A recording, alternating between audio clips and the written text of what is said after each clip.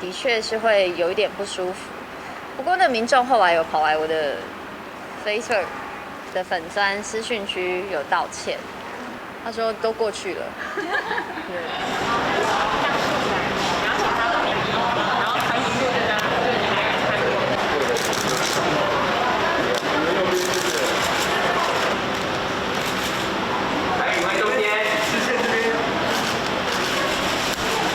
平常约会会看展吗？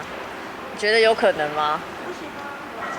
你说不是啦，我是说，你是说是谈恋爱约会吗？你觉得我有可能可以看展？被当作展来看。对啊，就是店主展会偏困扰吧，跟朋友看最好。艺人之后从来没有跟另一半一起看过展。没有都是跟朋友看。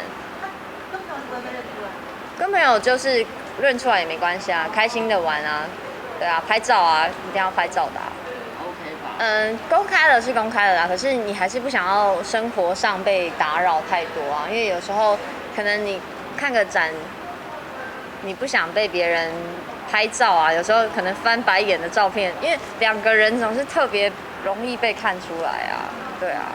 对啊，我们通常都分开拍，比较同框这样。没有啦，不想要太多的焦点，就是对啊，反正生活是我们自己的嘛，不用那么一定要。遇到很多偷拍的，你会就是生气吗？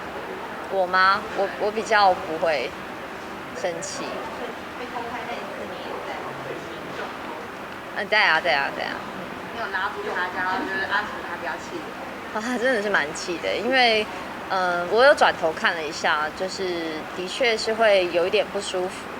不过那民众后来有跑来我的 Facebook 的粉专私讯区有道歉，因为其实我们听不到他们讲话，那就是看到被指啊，然后一直笑啊，交头接耳啊，这样子就会觉得不太舒服。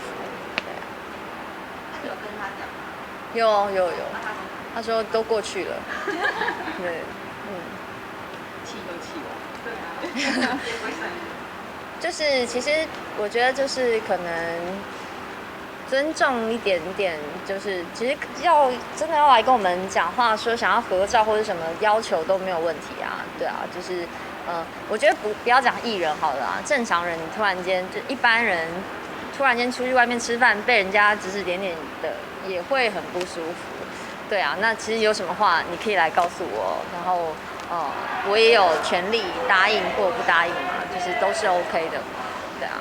你有话想说却苦无发声的管道吗？你对事情有不同的见解却无人倾诉吗？年轻学子们站出来说出你们的想法，让我们听听年轻人的心声。闹辩风下强力征求学生辨识，只要你敢说，我们就敢要。赶紧拍摄影片，然后发送到我们以下的信箱，就会有专人跟你联系。还有，别忘了订阅我们闹辩风向的 YT 频道，按赞，开启小铃铛，就不会错过我们精彩的辩论哦。各位朋友，闹辩风向，敢嘴就来辩。